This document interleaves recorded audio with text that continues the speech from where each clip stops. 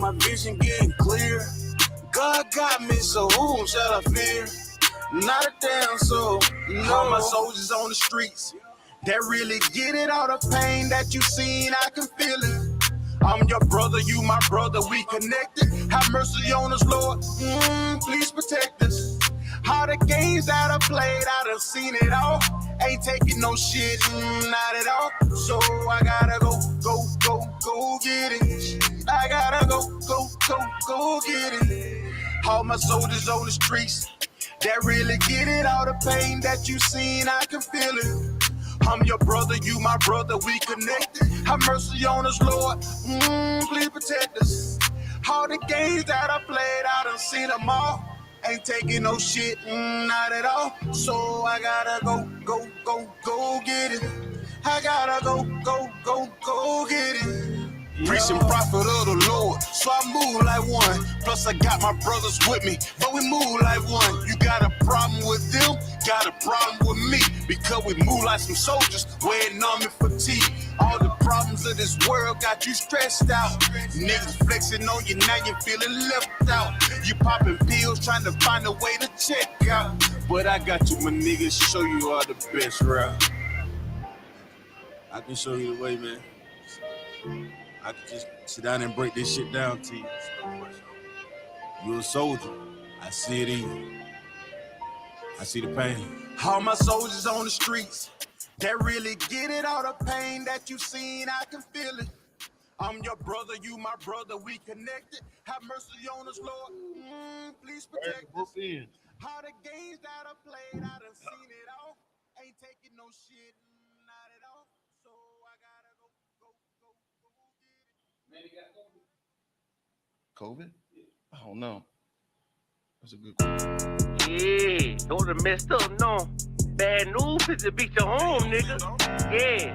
Yeah. Go on, get on that ass real quick one time. 144, baby.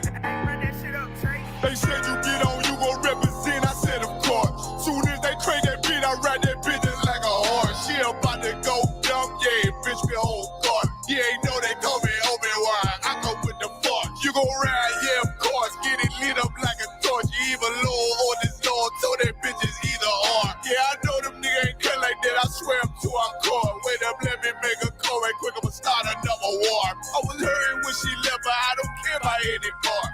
I need a Vaseline like my Nina Puffer bar. Took a Zach, watch the dark. Matter of fact, like the dark. Any problem, let them come. We gon' snatch they soul like Shane Shaw. Put them out of service, keep them tools like Miss Harper Free. Try to hope it's way too late. I'm headed straight to the safe. Throw that one up like a trophy. I'm that nigga, ain't no debate. Told them boys we taking notes. Call them up like set the date. This shit a piece of cake. Yeah, my bitches came from Whole Foods. Told them put on that top 3. Then bring me my house shoes. Don't make excuses, make moves.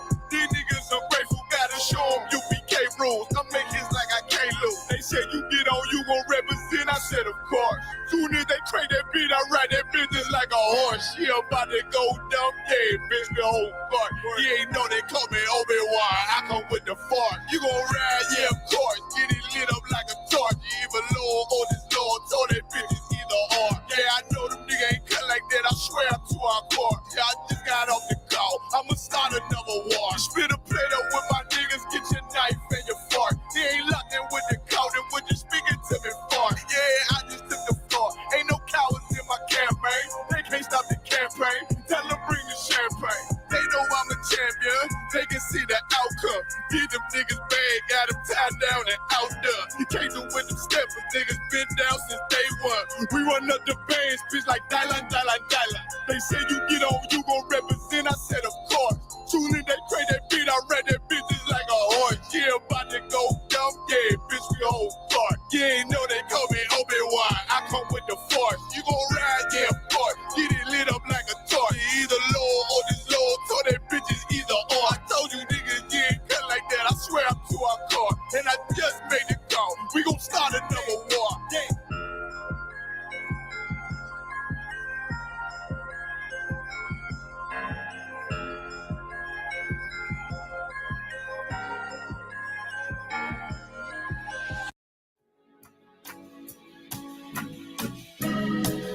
they killed, give me Isaiah 14 and 21. They did the same thing to my people. So that you said that they put millions of my actions. Yes, you said.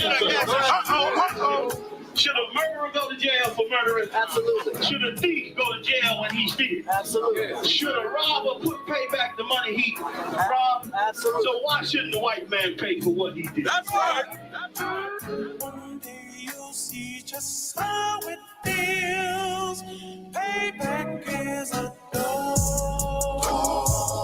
It's a dog. Payback is a dog. It's a dog. Payback is a dog. It's a dog. Payback is a dog. It's a dog. I'm in a hell of a hole. Was never expected to grow. Just obstacle set in the road. That a result of me selling my soul. The story I'm telling is cold, but yet it's what everyone knows. The white man's the devil is known. America was never our home. Only a place of captivity, save facility, hating, disfigure me. They claim that I'm lazy, be killing me. Maybe this slavery draining my energy. 400 years and counting. The trail of my tears is countless. The fact that I'm here is astounding, but I can't wait till this shit is surrounded. Ready to tangle my king and the angel, be ready to rap. Crack in the sky, nuclear missiles will make it official. I'm capturing every cracker surviving. Put them all in chains where they need to be. Slavery for me.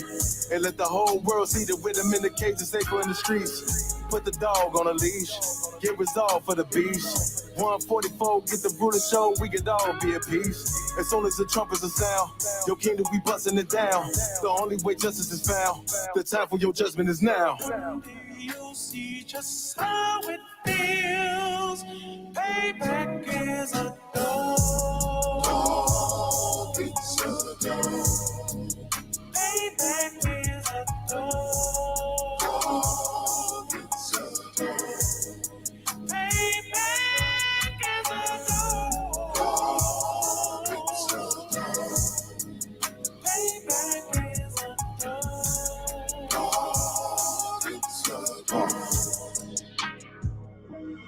Look, ain't no remorse in my blood slim. It won't be no compromise. Now it's time to feed the worms. Watch his body turn to flies. I clutch iron while you trust the lies. The next Glock I buy gon' be Gen 5. I get it customized. And sending shots off like farewell. Praying payback come back around like a carousel. Still remember YAHANNA's words ringing in my head like bells. Said you in his body, you fit the Lord, fuck the cocktail. Triangle choke, apply pressure to the game like I did Vondale. Payback's a bitch in a dress, she a bombshell. Revenge is dish served cold, I just hope they making oxtail.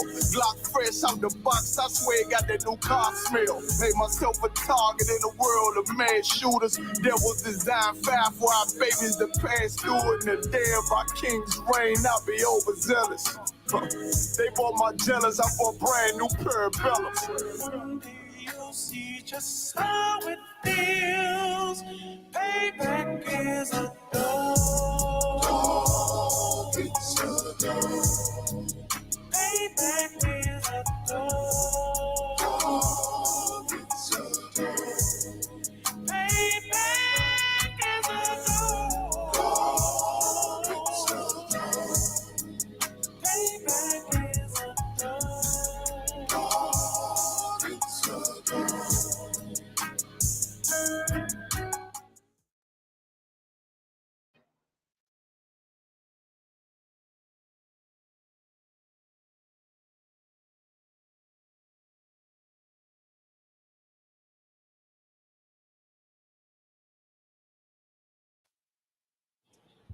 Check, check, check.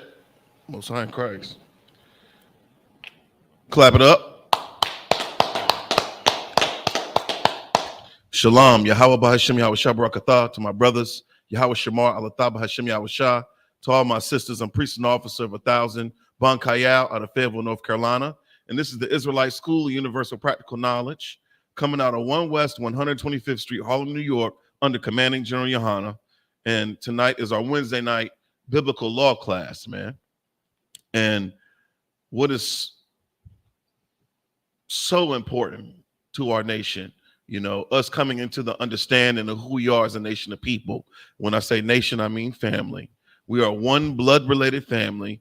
If you're so-called Black, Hispanic, or Native Indian, according to your father, you are God's chosen people, man. We are the living descendants of the biblical Israelites, man, in real time. This Bible is real. The Bible is it's the record book of so-called Blacks, Hispanics, and Native Indians.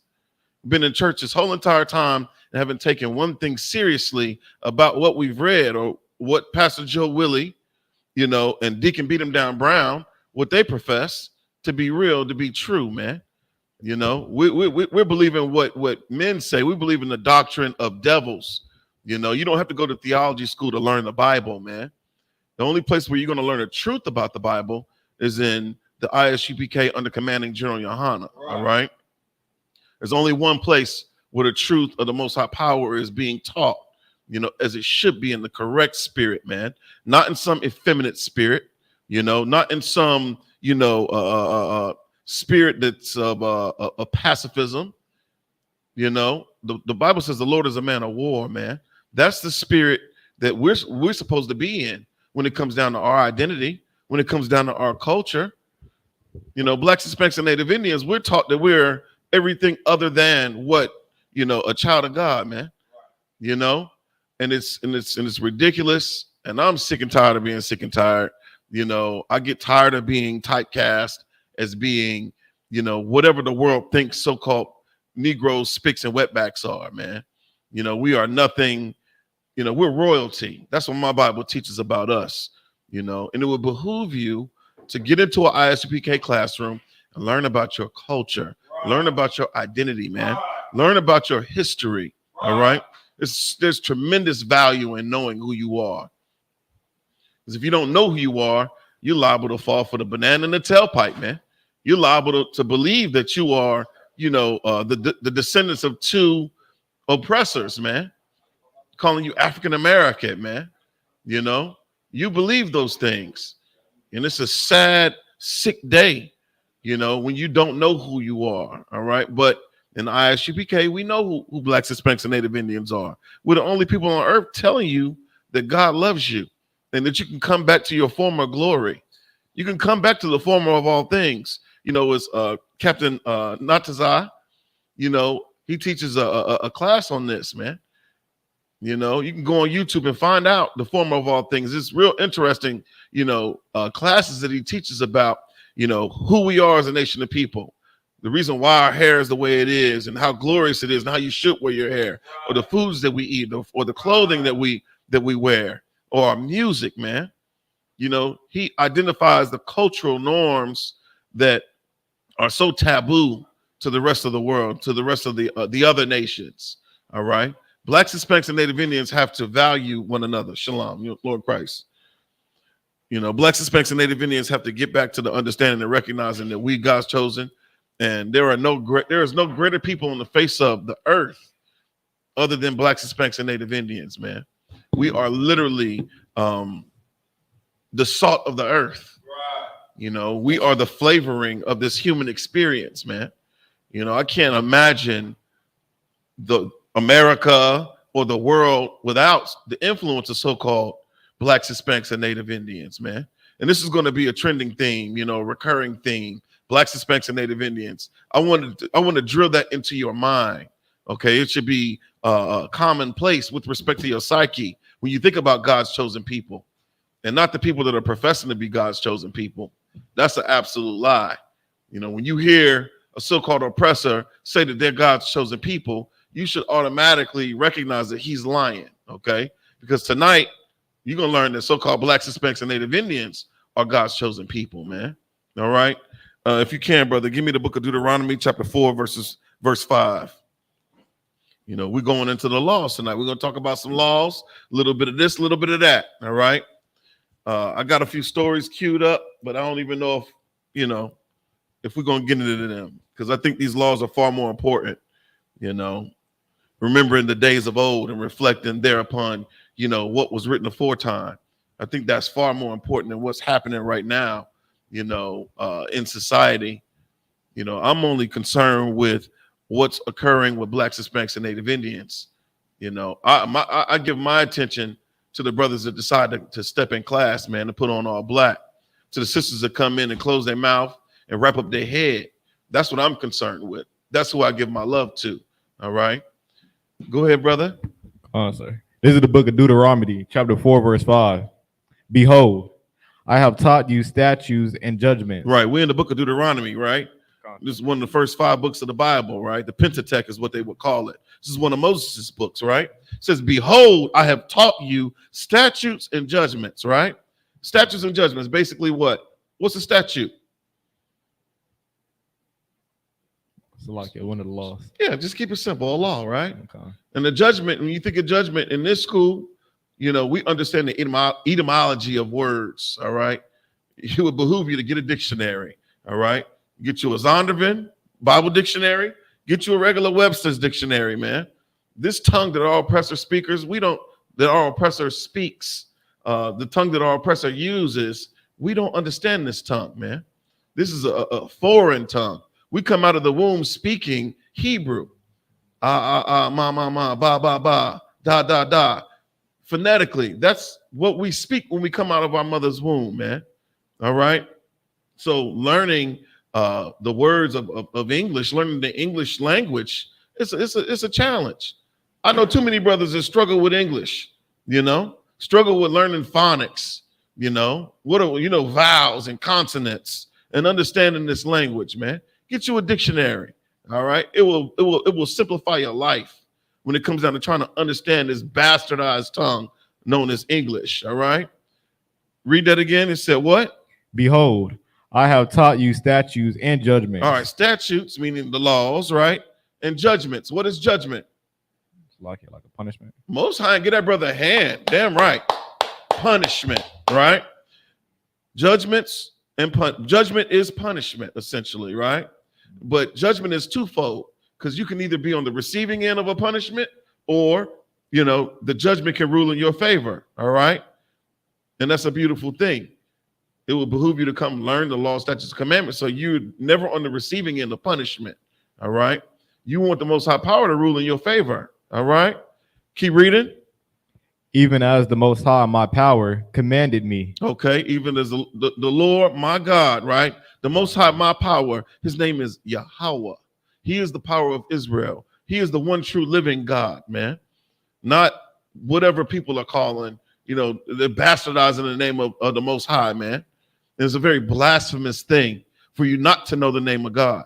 You know, we identify Jesus as being God because of Christianity, all right? We worship the so-called white man, our oppressor, as God because of Christianity, man. You got our people banging their heads on some damn carpet because they believe in Allah, man, who is not God. You know, Allah is the God of what? Toilet paper, man. That's what the Quran is. Salakia. Read that again. That ye should go. Oh, Salakia. Even as the Most High, my God, commanded me. Right. Our power commanded us, you know, to be reflective and to learn these statutes and these judgments, you know, to learn what the standard is, to learn what the parameters are. You know, we have stipulations, you know, we have a paradigm as to how we're supposed to live. You know, the Most High power loved us so much, he gave us a playbook. And any brother, especially a Judite, he knows about sports. He knows how to run the play, man. That's what our oppressor thinks of us. You know, he'll put $1 billion in an athlete's pocket, man, because he wants other brothers to look at that athlete as that he's something great. And all he does is chase a ball like a goddamn dog, like some animal, some pet. He put a ball through a ring, or he catches a ball, or he kicks a ball, you know, and runs with it. It's ridiculous, man. And I'm not slighting the brothers that fall into that. You know what I'm saying? I just think that we spend too much time on simple things. You know, what about our engineers, man? What about our mathematicians? You know, what about those of us that are proficient in the language arts, man? You know, the brother brought out a list of inventions by Black people, Hispanic, Native Indian people, man. And I know that list was ridiculously long. You know, we don't get the credit for the things that we create, you know, because we're under the influence of the Most High power, man. We're God's chosen people. And there's value in knowing that. Just imagine if you were taught that you were God's chosen people in grade school versus you being taught that you were a goddamn slave. That's what they teach our babies. You know, you are the living descendant of a slave that came off some filthy slave ship, you know, out of the dark continent, out of Africa, of all places, man. Don't nobody want to be African. I don't think Africans want to be African, man. They emulate so-called Blacks, Hispanics, and Native Indian culture, man. That's cultural appropriation. They try to be like us. Our oppressor knows this. This is the reason why they give this is the reason why they give all the, you know, Hollywood actors, they're African, and they give them, you know, they make them play the part of a so-called Negro, man, of a so-called Hispanic, man, or Native Indian, man. And it's ridiculous. I think Samuel L. Jackson went and spoke out about that. You know, they're giving all these parts to filthy Africans when you can. It's 1,000 Tyrones in the ghetto that could play that part and do it gloriously, you know? Read that again, brother. Yeah, we're going to slow walk this thing. Go ahead. This is the book of Deuteronomy, chapter 4, verse 5. Behold, I have taught you statutes and judgments. Behold, pay attention, man. Acknowledge what we're talking about right now. I have taught you what? I have taught you statutes and judgments. Right. Even as the Most High, my power, commanded me. He said, my power. That's a possessive pronoun, man. My power. We're powerless when we decide to join ourselves to Christianity. Right. We're powerless when we join ourselves or align our beliefs with Islam, man. Or the Kundalini, you know, or these chakras or any type of hermetic science. You know, we are powerless. The Lord separates him. He removes himself from that wickedness, man, from that evil. That's not what the Lord taught you. He didn't teach you about serpentine energy. He didn't teach you about, you know, the Kundalini and charging your chakras and getting grounded, walking barefoot in a meadow somewhere. That's not nowhere in here, man. You know where you learn that from? The other nations, who God doesn't know, man. He created them. You know, but he created vessels for honor and dishonor, man. He chose so-called Blacks, Hispanics, and Native Indians to represent him on earth, man. All right?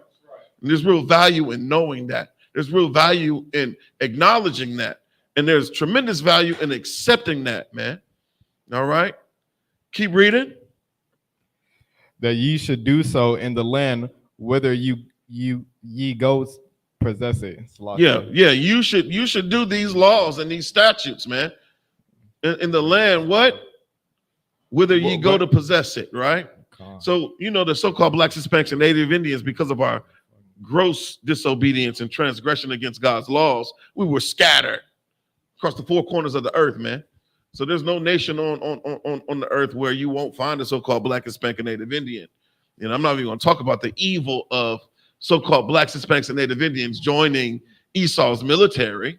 Where does he not have a military installation, man? Where does he not have a military base, man? And because of our oppressors' hatred for so-called Blacks, Hispanics, and Native Indians, because of our so-called oppressors' disgusting behavior in withholding valuable resources so that a person can sustain themselves, brothers decide to sign their life over on the dotted line to go serve in Esau's military. They decide to do that desperate thing of becoming government issue property, man. You're giving your life over into the hands of our birth enemies, man. Born enemies. Everybody knows who the oppressor is, you know. We don't have to do any code switching, you know, to recognize who's been oppressing us, you know, for over 400 years in America. And not only has he oppressed so-called Negroes, he's oppressed the Hispanics. He's oppressed the Native American Indians, man, those that they deem indigenous to North, Central, South America, and the Caribbean, man. Keep reading, man. Verse 6. Keep therefore and do them. Keep therefore. We have lost these law, statutes, commandments. Why? Why have the law, statutes, commandments been lost? To time, to space, to false doctrine. Go ahead, brother. Salakia, sir, I had a question on last verse. Go ahead. How do you explain to somebody, like a brother or sister, that the laws is beneficiary to them? How do you explain that the laws are beneficial? Well, the beautiful thing about the laws is that it gives you get the law, right? And then you get what happens when you transgress the laws. Okay, we can go into the book of Deuteronomy. Matter of fact, let's go there. Let's go to Deuteronomy, the 28th chapter. You know, and talk about what happens when you break God's laws. If you so-called Black, Hispanic, or Native Indian, because you get punished. There's direct punishments, you know, that are attributed to whenever you violate any of God's laws. You eat pork, shrimp, crab, and lobster. What do you think happens? We get hypertension, we get heart disease, we get diabetes, we get gout. Okay, what happens when if you decide you want to live an alternative lifestyle? Your blood shall be upon you, right? You contract HIV, you get AIDS. Okay, those are direct. There's a direct correlation between, you know, disobedience and punishment, man. You know, you got something, brother? Like he was like the benefits of the law, right? A good example would be, you know, think about that movie The Purge. Mm-hmm. That was a day of lawlessness. Now, because the so-called Esau has his state laws and government laws, you know, most of those laws come from the Bible, but people still break them. Like, you know, thou shalt not commit murder. Right. Imagine if, you know, what's keeping me from killing you and eating you right now? I mean, if somebody's bigger and stronger, if there's no laws protecting it, what do you have?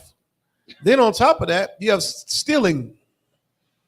You come home, someone's in your house walking out with your TV. What are you going to do? Call the police? There is no law.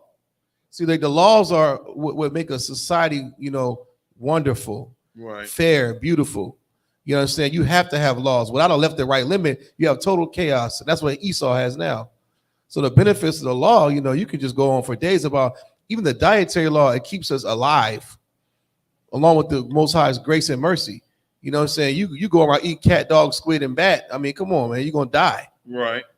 Worshiping other gods. You know, loving your brother and your sister. Someone's banging your wife. There's a law against that. You got put to death in the Bible. Right. So there's laws that's good for our society. There's highly beneficial. I couldn't imagine a place where there is no laws. Right. Go to Deuteronomy 7, and let's go down to 9. No, Deuteronomy 7, and go down to 9. No, go down to 11. Go down to 11, because we just talked about the punishment, you know, from transgressing the law, from being a wicked, evil sinner. You know, go down to verse 11. Deuteronomy 7 and 11. You talked about the inverse, right? This is the reason why a person should keep the law, statutes, and commandments, right? Most High in Christ. This is the book of Deuteronomy, chapter 7, verse 11. Thou shalt therefore keep the commandments. Right. And the statutes. So how do we keep the commandments and the statutes? Because the church has done away with them, right? So the first step would be to come out of the damn Christian church. Come out of Islam, okay? You got to get into the I.S.U.P.K. You can't go to IUIC or the GMS or to any of these other fake Israelite groups, all right? You got to go where there is real order. You have to go where the Spirit of the Lord dwells, and that's in the I.S.U.P.K. under commanding General YAHANNA, all right? Keep reading. Oh, and the statutes and the judgments. Right. Which I command thee this day. That's right. To do them. Okay, continue. Verse 12. Wherefore it shall come to pass, if ye hearken to these judgments. So when we talk about hearkening, it just means to listen, right?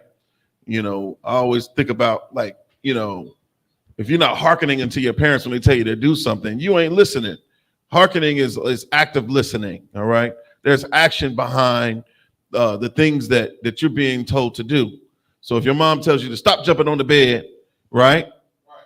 And she come in your room and y'all sitting on the floor, you hearken unto your mother's words, right? All right. It says, hearken to do these judgments. Keep reading. And keep them. Oh, it's lucky. And keep and do them. Right.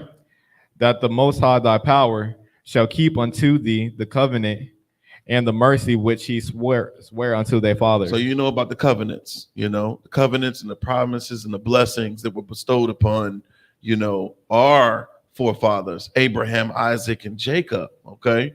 You got the first covenant, you got the second covenant, right?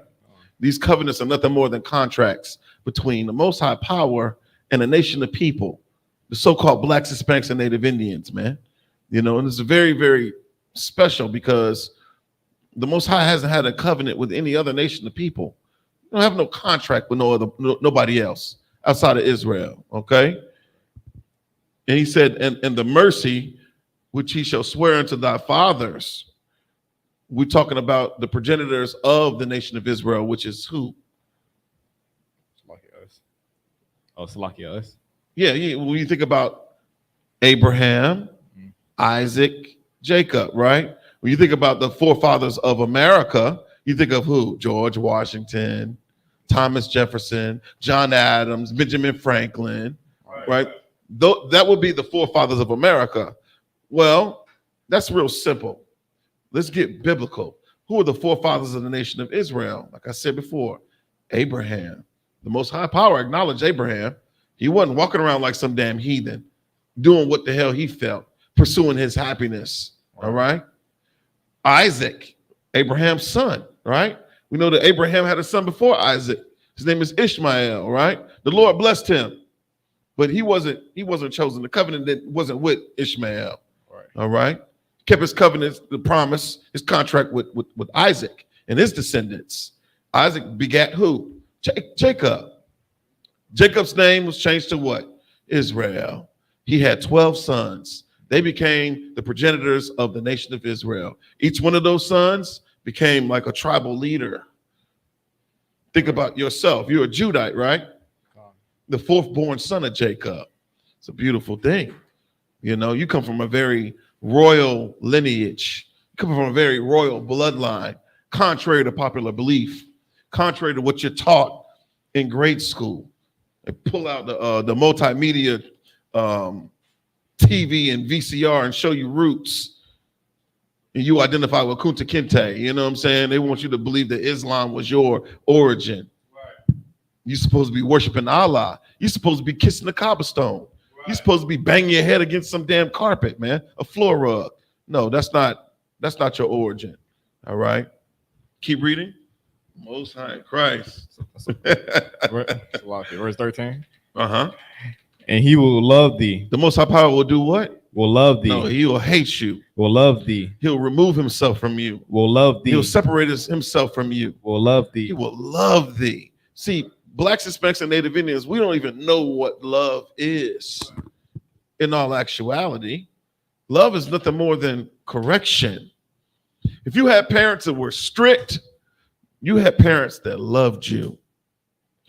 If you had parents that gave you sound counsel and guidance and literally tried to rear you up in a correct manner, they tried to train you up in the way you should grow. You had parents that loved you. I grew up with too many people that didn't have parents that loved them. They was outside when the street lights was on. Right. And I used to look like, man, that must be nice to be able to just rip and run, They was playing hide and go get it. I wanted to see what that was like, But my parents wouldn't allow that. My mother and father loved me. If I decided to play hide and go get it, I already knew what was going to come with that. Punishment, Scary. Yeah, I had to fear the Lord. Yeah, we play hot peas and butter. We ain't play hide and go get it. You know what I'm saying? Keep reading. He will love thee, right? And bless thee. And bless thee. What does it mean to be blessed? What does it mean? What is a blessing? Like what? Getting money? Yeah, we look at money as a blessing. Yeah, okay. But we got to think what's having money if you got heart disease or stage 4 cancer? What the hell is money then? You know, we're talking about favor from the Most High Power. We're talking about the Most High Power looks at you and he loves you and he identifies with you. So he's going to make sure that you're straight. He's going to make sure that your path is free from any type of treachery, man. Right. You know what I'm saying? You're talking about a blessing. You know, there was at the slave today making Christmas lists, and I was just so disgusted because it's like our people fall into that delusion. We fall into believing that this is going to make us happy. You know, you believing in a Santa Claus, which is so satanic because Santa Claus wasn't a white man any damn way. Google it. What's his name? Chris Kringle or whatever. Saint Nicholas, it was a black man. All right. But that's besides the point, man. Blacks, Hispanics, and Native Indians cannot afford to celebrate Christmas. You know, show me where Christ celebrated Christmas. And that's the thing. That's the delusion of Christianity. They want you to believe that Christmas is all about Christ. You see, the root of Christmas is Christ. Right. You say Xmas and you offend a so-called Christian. You say Xmas. I put Xmas in all of my stuff because I know Christ ain't got nothing to do with that. Right. All my emails. I had to decline. I respectfully decline your invitation to the Christmas party this year. I've committed to another, obligation. I'm already committed to another obligation. Who can argue with that? You were professional. You were concise. You had another obligation. You ain't got to go to the holiday party. They try to make it PC. They don't say Christmas. They say holiday party. So we're going to celebrate Kwanzaa. We're going to celebrate Hanukkah. We're going to celebrate Christmas. No, we not. You remove yourself from that so you can be blessed, man. Right. Keep reading. And multiply thee. Right. Bless thee and multiply thee. Right. He will also bless the fruit of thy womb. Man, there's strength in numbers. Pharaoh in Egypt, he recognized that. He was like, oh, this is the Pharaoh that didn't know Joseph. Right. This is the Pharaoh that was like, oh, what's going on with these people? What's going on with these Negroes, spicks, and wetbacks? Why are they in our land? Let's increase their burden.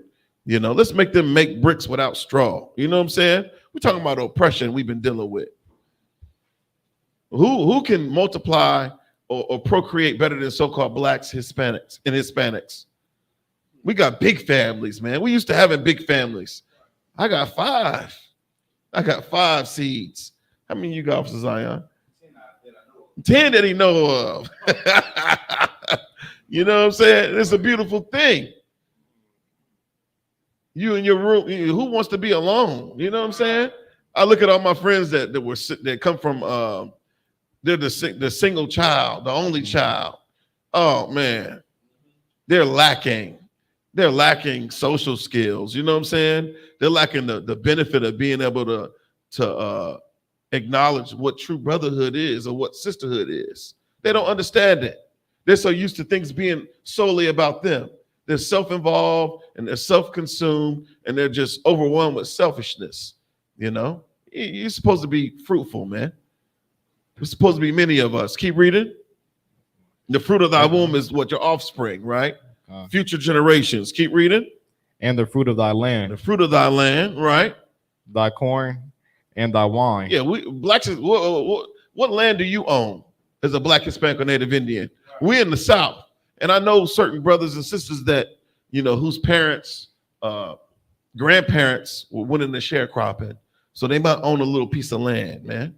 Me not having any ties to that, I look at that like that's a glorious thing to know that you have a plot of land, and on this plot of land you can grow whatever the hell you want to grow because this is your land, right? The Most High Power said he'll do what? Increase what? Oh, so like, and thy corn, right? And thy wine, and thine oil. You come to the school and ain't no strong in the school. You know how that feel, right? But when we come to the school, we got wine. Got the what is this called? Not a Zixer. What you call this joint? Full of Manischewitz. The Charger full of full of Manischewitz. We about to have a glorious time. The Chalice. Good night. Keep reading. Oh, damn, and that wine and the oil. And 9 oil. What we use oil for? Hair. Who? Skin, hair, skin. Oh, Salaki, you're right. We do. We put it in our hair. But just think like what you use oil for. You go to the store and buy canola oil or vegetable oil. Yeah. What else? You to use that for? What do you use vegetable oil for? All the fried food. Yeah. Blacks and Hispanics, we love fried food. Can you imagine not ever having fried chicken? You still need a little oil though. You're gonna be losing a lot of that meat on it's gonna stick to the pan. You know what I'm saying? You need that oil, man. It's a beautiful thing. You put that oil in your hair, you put it in your beard. You ever had your hair braided without oil?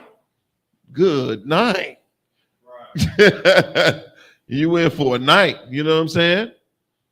Keep reading. The increase of thy kin. Thy kind, right? Right. And the flocks of thy sheep. Right. And the land which he sware unto thy fathers to give thee. So we're supposed to have things on this earth, man. Being Black, Hispanic, and Native Indian. We're supposed to have cattle, you know? And the Lord swore unto our fathers that he would give these things to us. That's the benefit of keeping God's law, statutes, and commandments. All right? And we know the inverse of that. This is our reality. What the hell do Blacks, Hispanics, and Native Indians actually own? What do we have collectively as a people? We don't have our own land. We don't know our own language. We don't know our own identity. We identify as being African and American when we're neither. Keep reading. Verse 14. Thou shalt be blessed above all people. No. You got to read that with some emphasis. Read that like you're reading it for the Lord. You know what I'm saying? Read that like you really want somebody to believe that. Like read it like you're reading it to your children, like you want this to be, you know, instilled within their psyche forever. I remember my daddy read in the book of Deuteronomy. Read it. Thou shalt be blessed above all people. There shall not be male or female barren among you or among your cattle. Most High Power said, you shall be blessed above all people. We're talking about Black and brown supremacy. Right. These ain't my words. This is what the Bible says, man. You can't call us a hate group. We're just saying, thus saith the Lord, man. Your beef is with God. Your beef is with the Most High Power, man. Leave Commander General YAHANNA's name out of that. Your beef is you got a problem. You got smoke. Take it up with the Most High Power, because he said what? Thou shalt be blessed what? Above all people. Man, come on, man. All people, not some people, all people. That's who you are, Black man, Hispanic man, Native Indian man, woman, and child. When you come into the I.S.U.P.K, you learn your identity. You learn to keep these laws, statutes, and commandments. How many of you out there have kept the Feast of Dedication? How many? They're not doing that down there at damn Simon Temple or Lewis Chapel. You're not learning to keep Hanukkah there. You're going to have some damn Christmas celebration. They're going to have a nativity scene, you know, when you walk in the church. They're going to have Christmas trees in the church, man. All you're going to see is green and red and gold and silver, silver and gold, silver and gold. That's what you're going to see, which is a wicked and vile, disgusting thing, man. You're not being taught your history. You're not being taught your identity. You're not being taught the things that we should identify with culturally in the Christian church, man. That's why you look at us and you scratch your head. You're like, these brothers are not, they're in a separate spirit. You know what that spirit's called? It's called the Holy Spirit, man. That's what we have. Keep reading. Verse 15. And the Most High will take away from thee all sickness. Come on, man. Not only will our women not be barren. Have you ever seen a woman grow old? You've seen a female grow old and she never give birth to children. It's a sad thing. That's what you call unfulfilled potential. Now, Salaki, if there's some sisters that cannot have children for whatever reason, Lord be with you. I understand. You know, I empathize with you, you know, because I could only imagine if you were a woman, that's how you attain womanhood. You'll never be able to grow old as a lady. That's how you become a woman. What's the root to woman? Womb, right? That's right. Becoming a mother, you know, it's a beautiful thing. And that's our women are powerful when they're you know, domineering over the children with a strong husband, you know, giving them sound counsel, man. They're in the right spirit, keeping the household in order in that manner. That's what you call fulfillment, man. That's what you call being blessed. But come on, you're not giving birth, you're not procreating. Wow, what's wrong with you? You know, if it's a choice, that's one thing, you know. And some of our sisters have, you know, the Lord closed up their womb for whatever reason, you know. I'm not here to judge you, you know, I'm not demeaning you, but I am going to praise my sisters that made the decision to not abort their baby, all right? They made the decision to sacrifice their body, you know. She was a young tender until she met Zion Ya'ala, right? Or she met Kawal Yahawada, you know. And it's a beautiful thing. You put life inside that womb, and they gave you viable offspring. And it's a beautiful thing when you have a child in the home. You know, shout out to Captain Naya Thought, you know, who just had a baby. Give him a hand. Being fruitful, multiplying, you know what I'm saying? It's a very glorious thing to have a baby in the house, man. All the attention, all the focus is on that baby and its well-being. It's a beautiful thing. It's bringing the mother and the father together. You're a family. You're one unit, man, under the Most High. It's a blessing from the Lord. Keep reading. And will put none of the evil diseases of Egypt. Right, and the Lord will take away from thee all sickness. What type of sicknesses do Blacks, Hispanics, and Native Indians deal with right now? We just mentioned them earlier, right? Give me some sicknesses that we deal with that are commonplace. Diabetes. Boy, Frank hit different right now, boy. Good night. Nah, it's perfect. Yeah, come on now. I love it. It's like your diabetes. Diabetes, right?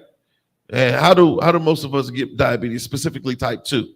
It's from our diet, right? God. It's a correlation between diabetes and lack of exercise and the things that you put in your mouth, the food that you eat, right?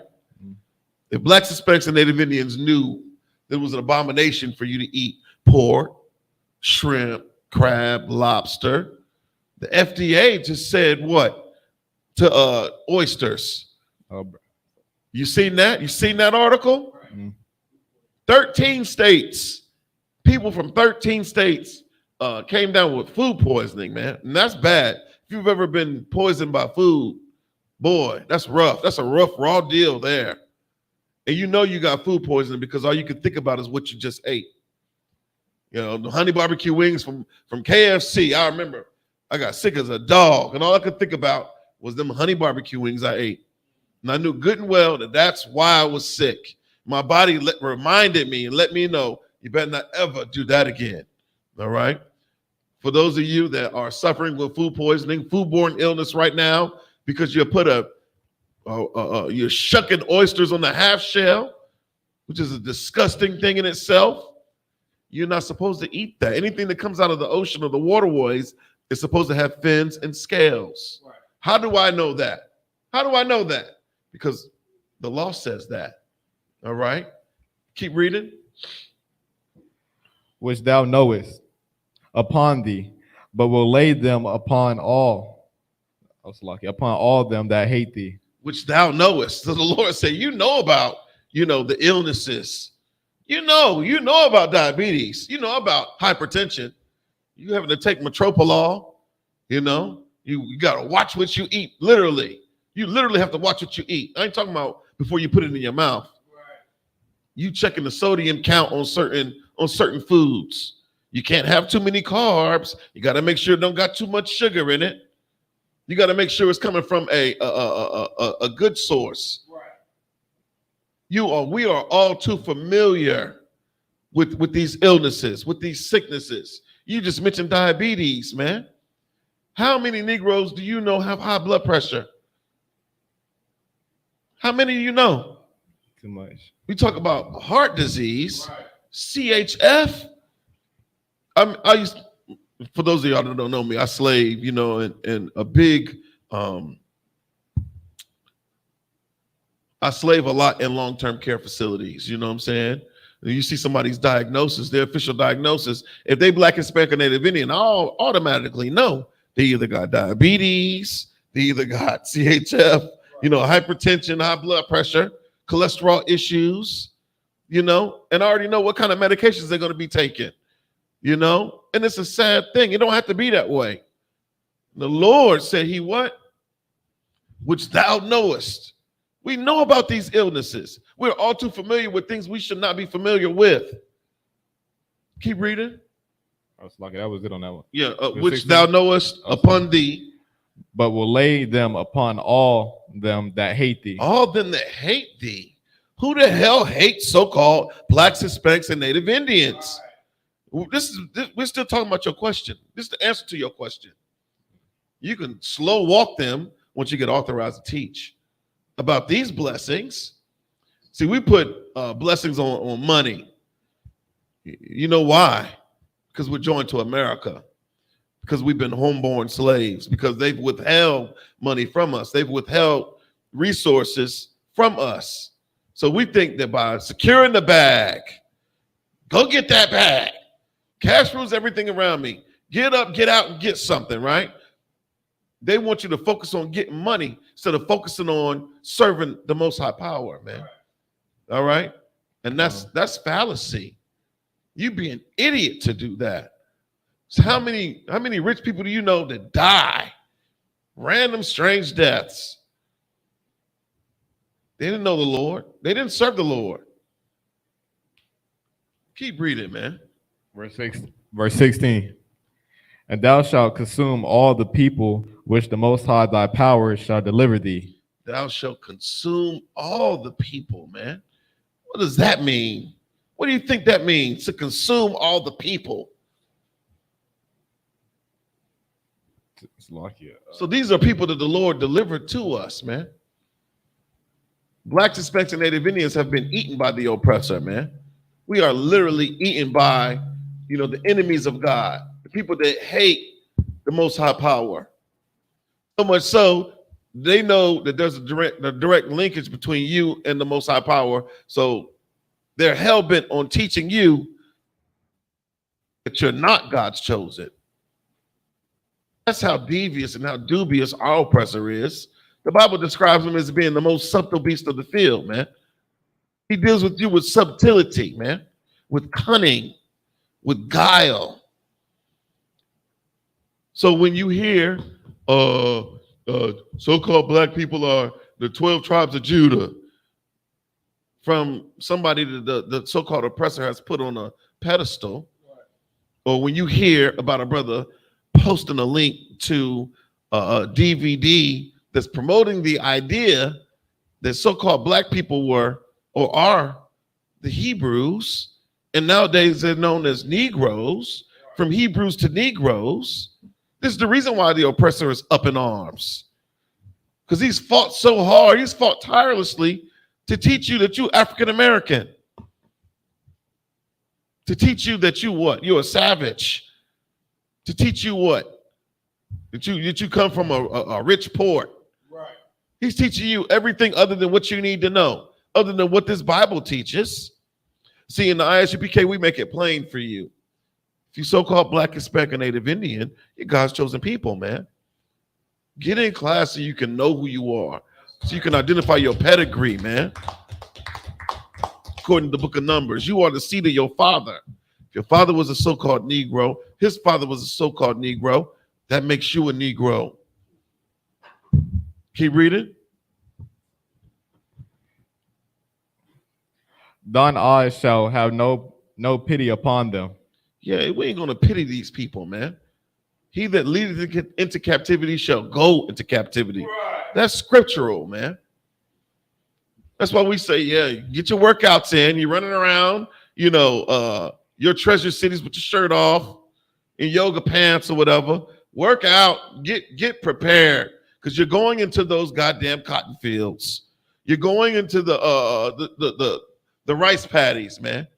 You're gonna grow me Carolina long grain rice, whatever tobacco is used for. I don't know what the use is, but the Lord put it here for a reason.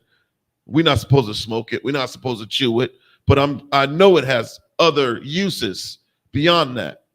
Matter of fact, my grandfather, you get stung by a wasp, he'd chew up some tobacco from a cigarette and literally spit on where you were stung. And before you know it, you didn't feel no pain. You didn't feel the poison or the venom from that stinger. It's a beautiful thing. These things were put here by the Most High Power. So there's nothing evil or wicked about tobacco, but what makes it evil and wicked is how we use it. All right? Keep reading. Neither shalt thou serve their gods. Right. We ain't gonna have no pity on our oppressor at all. And why should you? He ain't got no pity on us. They don't give a damn about, they have no regard for us, for our old or our young. None. I read an article today about a brother that got gunned down by some police. And the jury, they awarded his family $4. $4 measly dollars.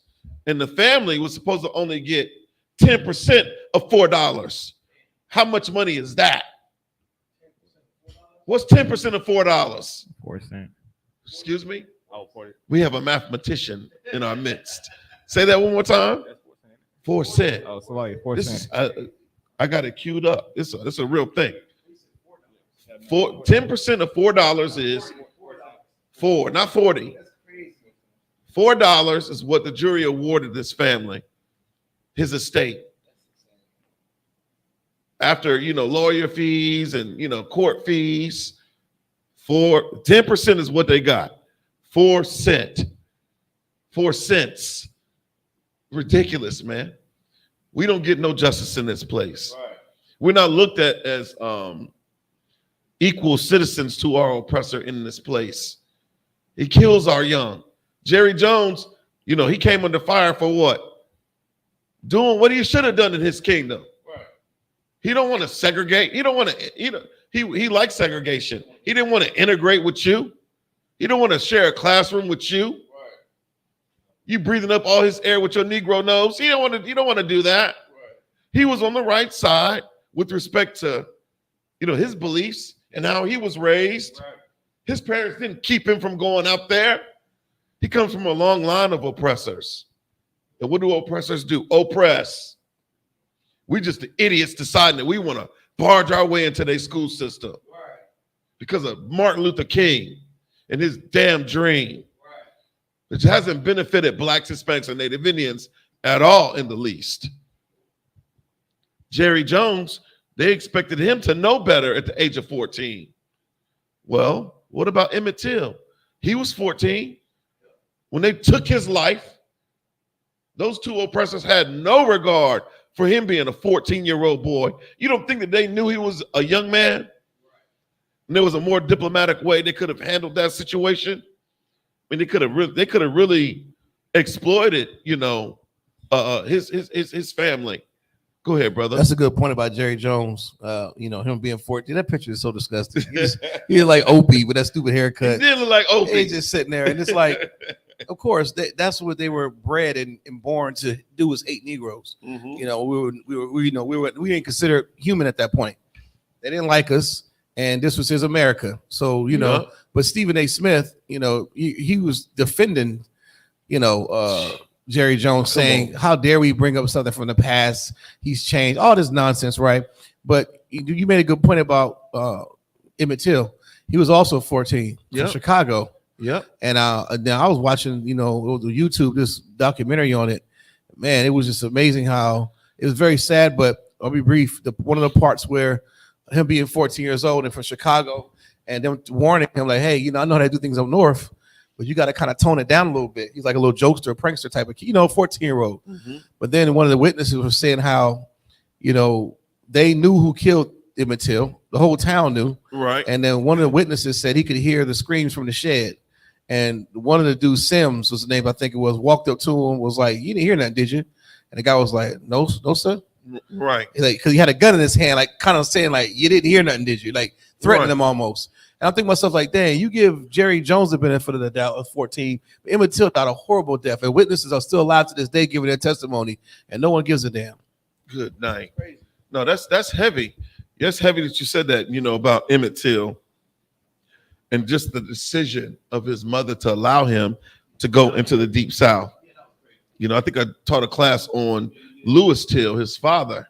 10 years prior, he ended up getting hung by the American government, him and another black soldier, because they allegedly raped and murdered, 2 white women, while they were in Europe serving in Esau's military, man. Stephen A. Smith, he does this thing called kowtow. That's what he does consistently, because he was very, very vocal about Kyrie Irving, very, very vocal against his brother. Stephen A. Smith went to a HBCU, if I'm not mistaken. He went to Winston-Salem State. Chew tobacco, chew tobacco, chew tobacco, spit. If you ain't a Ram, then you ain't Sugar Honey Iced Tea, is what they say. What happened to that? What happened to that, Stephen A. Smith? You don't turn your back on your brothers. And he aligned himself with Jerry Jones. He said, what's the word he used? He said, I feel I'm very fond of Jerry Jones. You fond of an enemy, an oppressor? You know why he's fond of Jerry Jones? Because Jerry Jones has a bag. And Stephen A. Smith, he wants a part of that bag, man. Right. He's willing to kiss Jerry Jones' butt. Lick the sweat off Jerry Jones' butt cheeks, man. Right. For the sake of his position in this kingdom, in this empire, man. Jerry Jones is not going to be able to stop that goddamn sky from cracking. And Yahushua Mashiach, Jesus Christ, coming through the cloud with 100 million angels, man. What about Jerry Jones back then, Stephen A. Smith? You're gonna be held accountable for you wanting to align yourself with the oppressor, with the enemy. Give me the definition of kowtow. Kowtow, K-O-W-T-O-W. That's Jerry. That's Stephen A. Smith. That's Charles Barkley. That's Shaquille O'Neal. That's what's his name? Shay. Shannon Sharp. Any one of them jigaboos that decided that they wanted to speak out against the brother, man. Like they haven't posted things that would be deemed, unethical. Because he didn't break the law.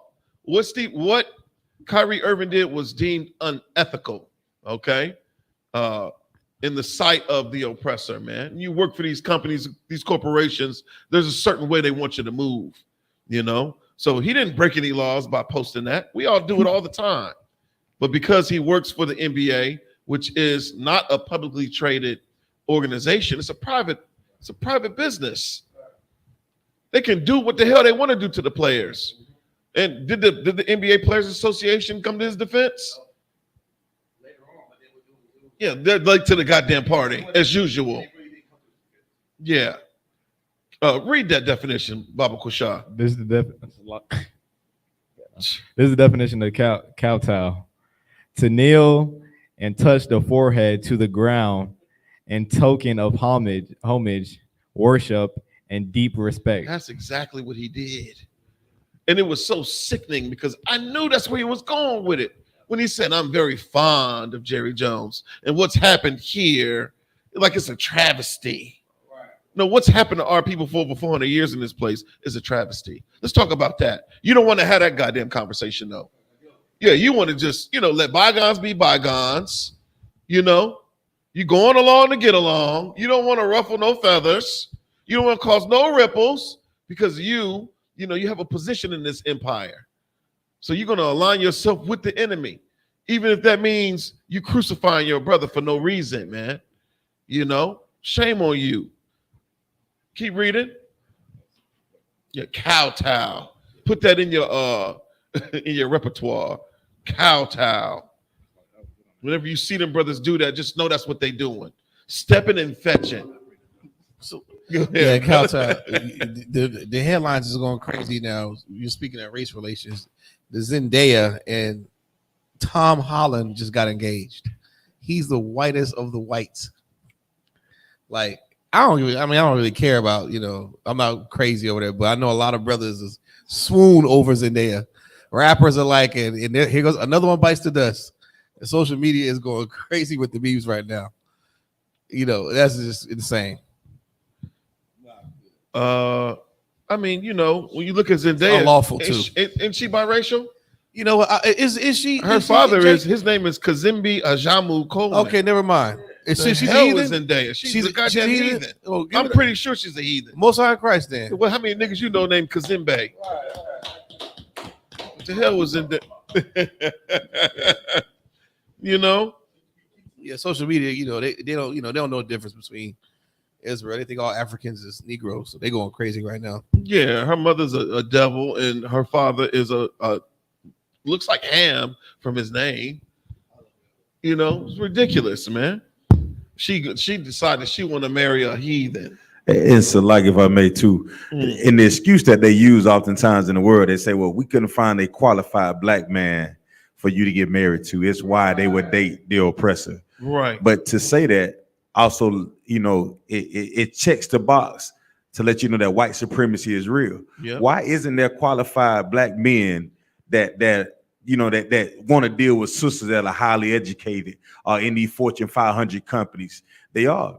You got to look at it like the oppressor has strategically placed things in place for us to not be in those positions. You understand? Right. And if we look at everybody who the value should be placed on your status in the earth.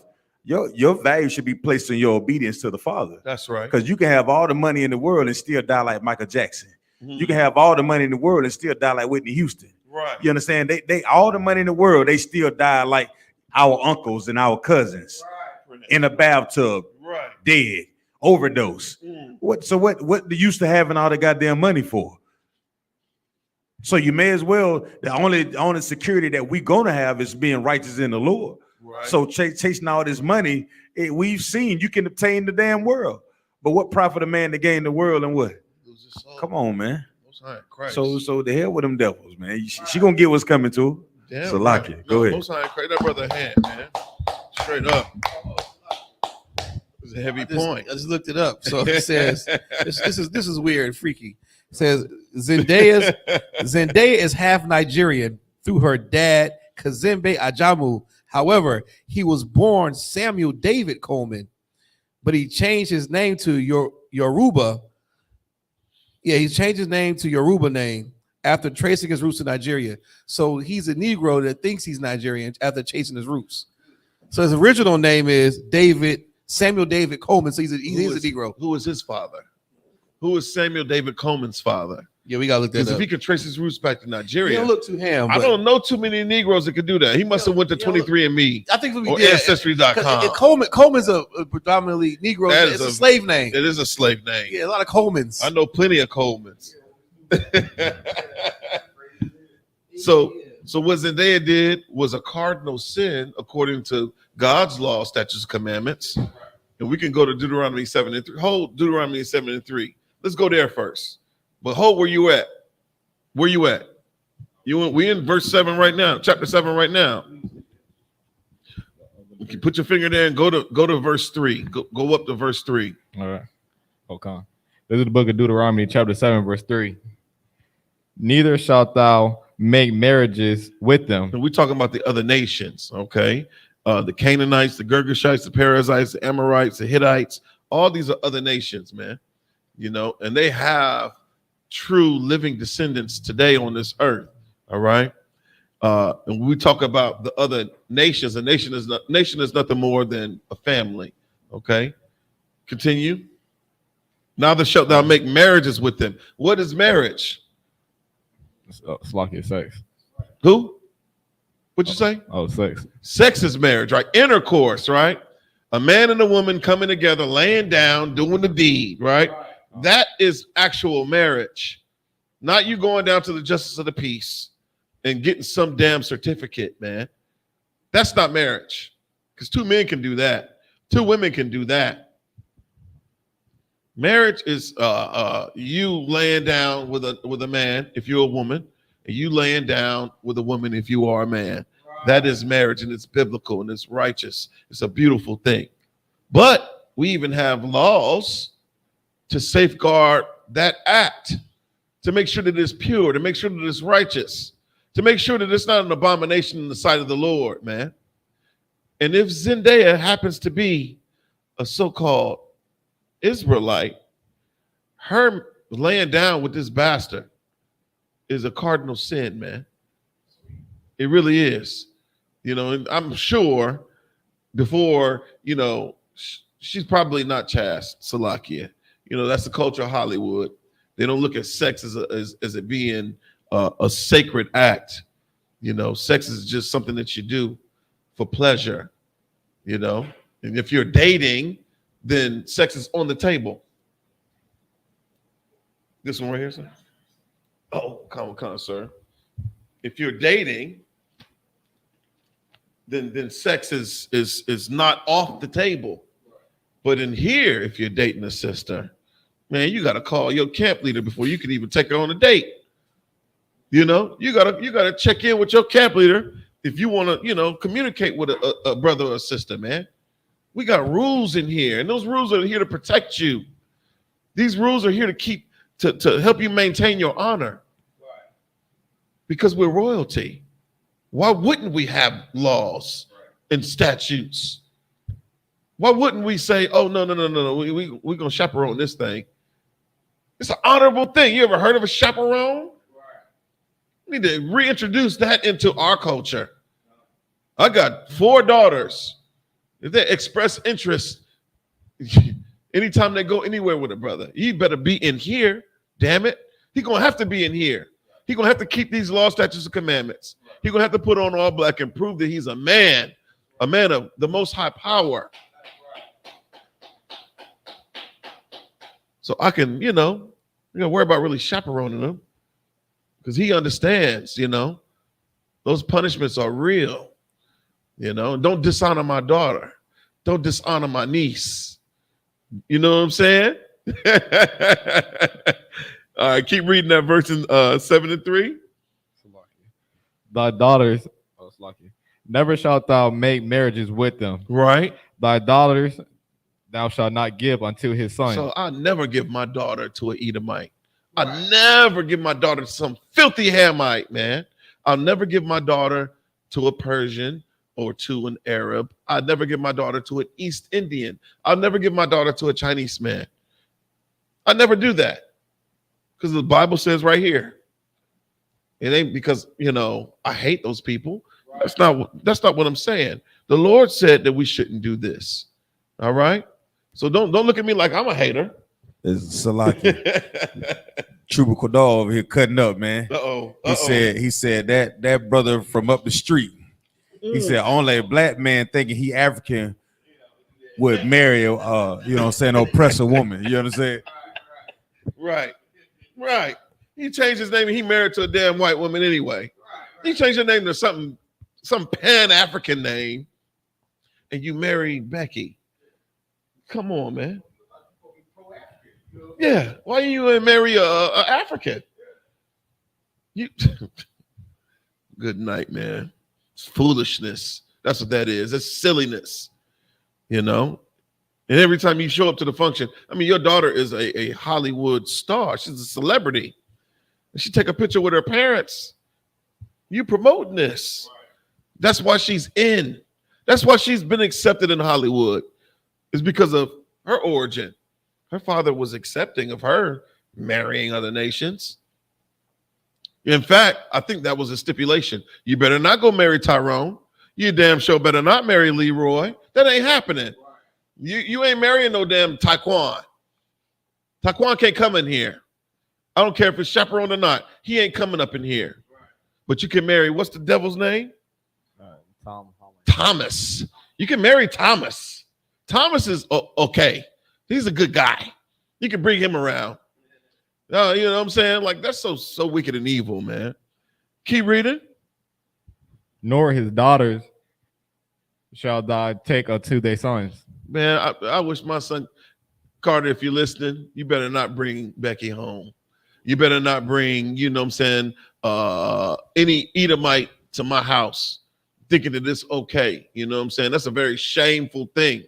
You know, Jeremiah Hyman, he's such an eloquent speaker. Then he makes it real plain. That's a very low-class thing for a person to do. When we talk about interracial, you know, marriage, you know, you're going against your family when you do that. And everybody knows that has done that. You bring a so-called Edomite to the cookout, the sisters there, your aunties, your cousins, they're going to be looking at you like, come home. You know what I'm saying? Which is a ridiculous thing. Yeah, they're not going to let her come into the kitchen. She better not get up and decide she want to go into the kitchen so she could put damn walnuts in the damn potato salad. She could put blueberries in the chicken salad. That's probably pretty good though. I don't trust it because it came from her hands. I don't know about that. That sounds Panera-esque. Yeah, the almonds and he put what my man said, the raisins in the potato salad. You know how old folks say that's mighty white of you. Mighty white of you. Salakia. You know, we don't want to do that. You know, she ain't getting invited into the kitchen, you know, to mess up grandma's mac and cheese, man. That ain't happening. It's not happening. You know, this is the biblical law class. All right. So we're learning about our customs, our tradition that was given by the hand of God to so-called blacks, Hispanics, and Native Indians. We got to get back to keeping these laws, statutes, and commandments, man, because our mere existence is dependent upon that. Right. You know, I'm so sick and tired of grieving. You know, the Bible says Judah mourneth. I'm tired of being in mourning. I'm tired of seeing my people die, you know, because they don't know how to live.